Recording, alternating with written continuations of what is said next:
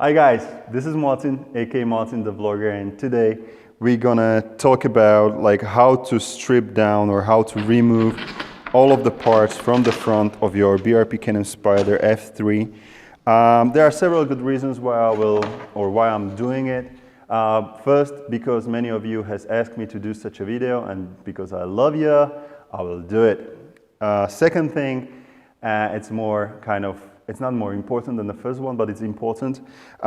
Because of these radiators, I'm riding in a dusty environment with a lot of flies and everything. And those radiators, if they get dirty, they create a lot of trouble, especially with overheating. So I'm trying to really give them a proper clean every winter. So that's another point. And the last point is, simultaneously, I'm working on an upgrade of the horn, and I need to remove few parts. Of course, not the whole bike, but few parts needs to be removed. So anyway, I have decided that I will do it now. In case you don't know me, in case you don't know my channel, have a look around. Quite a crazy stuff here and many useful stuff. And in case you're not a subscriber, subscribe to my channel, hand the notifications on, because every time I make a video, you will be notified. And now, enough of this, let's get working. Now, my very first top tip here is write everything down, put it on all the screws on one place and write it down. Take pictures if you need. There will be a lot of screws, trust me. Now it sounds super easy and logical, but once you will be trying to put it back, especially after a couple of days when you will be not working with the bike. It happened to me last winter and I was getting nuts because some plastic parts, I was simply not able to identify them, like how they should go and which screw to use. So write everything down and put it on one place. All right, let's start with the side panel. It's super easy job, just 4 screws, 2 here, 2 in the front. You need to open this top panel, remove it, and use the screwdriver or whatever to pop these 3 pins out. My top tip is, when you will be placing everything back, don't forget to properly mount this back, because as you can see, this is not properly done. And make sure it's all locked, because these panels like to be, many riders has lost them. So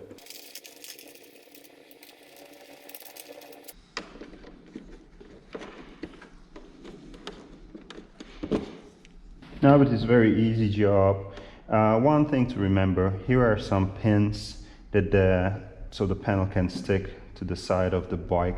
So just be gentle on them. Sometimes you need to, push them and play with it, but it should be easy job. Okay, next thing what I will remove is this frunk. It's very easy. You just need to unscrew these 3 bolts here, 3 bolts on the other side, and the whole thing will go off. Actually, good thing, if you are already doing it, undo this part here and restore these things. These things likes to get rusty a little bit, so use whatever against rust and put some oil there, and you will see how your frunk will work like a brand new after that.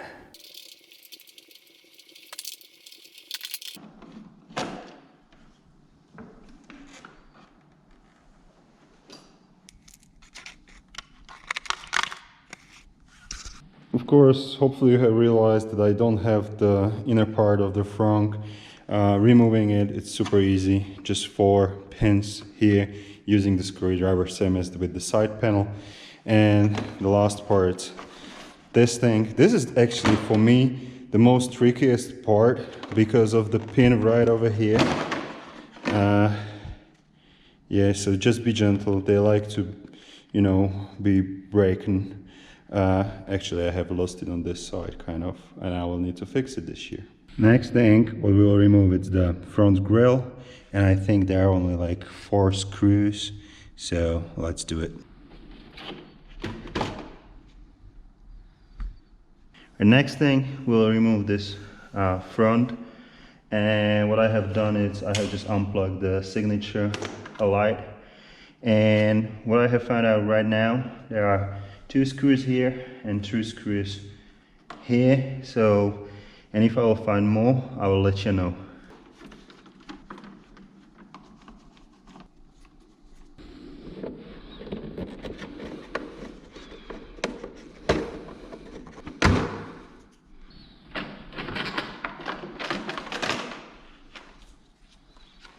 try to remove this plastic part of frunk, and what it has I think like 8 pins. Just a tiny correction, I don't know what I have said, but pin is here, here, inside, on the top, at the back, on the top here, same on the other side, and then it's from here, the 2 are on the top.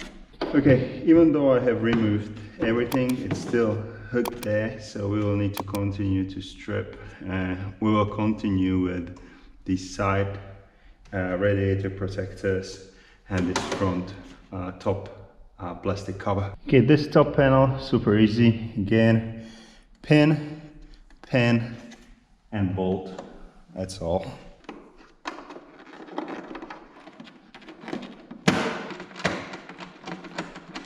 Oops, one more pin right over here.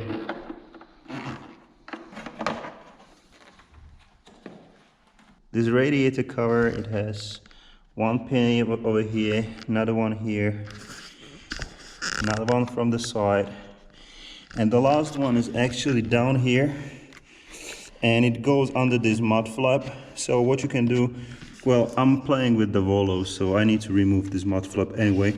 But what you can do, you can just push it slightly down and take that pin out. And when I will remove it, I'll tell you one tip about this pin right over here and this plastic part.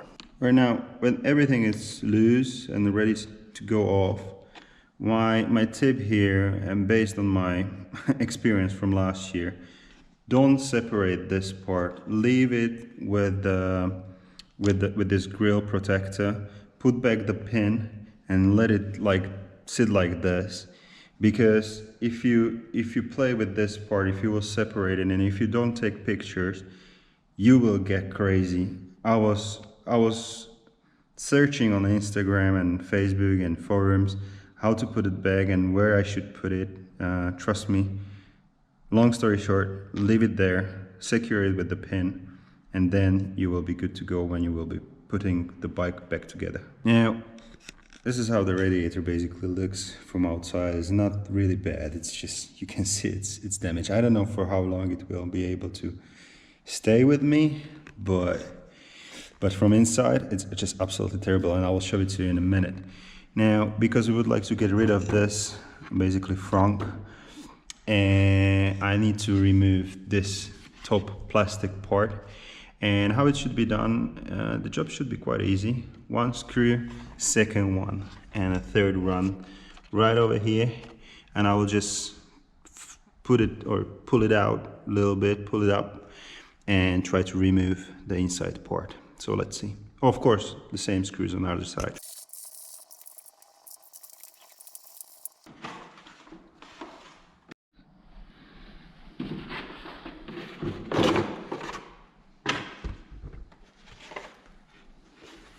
Now, in case you would like to really clean properly the radiators, what you need to do, you need to remove the fan.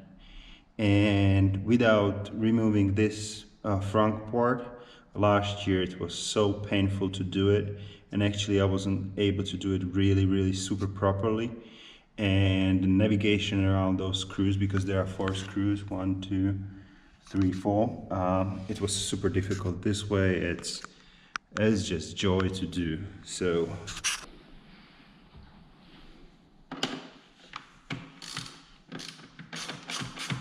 all right, are you ready to see it what's inside? How bad it is? Have a look. Have a look right over here. So how you want your radiator to breathe if it's that bad? And guys, I gave it a proper clean last winter. It's crazy. It's crazy. So same thing goes for that side. Now all I need to do is give it a good proper clean. In case you don't know how to clean the radiators, I will just do it with vacuum cleaner and with those tiny little brushes that are super soft, so I will not destroy the radiator because the radiator is super soft. So I will just use vacuum cleaner and try to get rid of everything right over there. Of course, the best would be if I would remove the radiators and apply slowly running water through it. But however, I'm not technician and I don't want to play with these tubes on the top and on the bottom and with the coolant and stuff like that. And I think, well, the radiators are not really in super good condition anyway, so they're expensive. But I'm thinking about something. So cross fingers for that. But anyway, and have a look.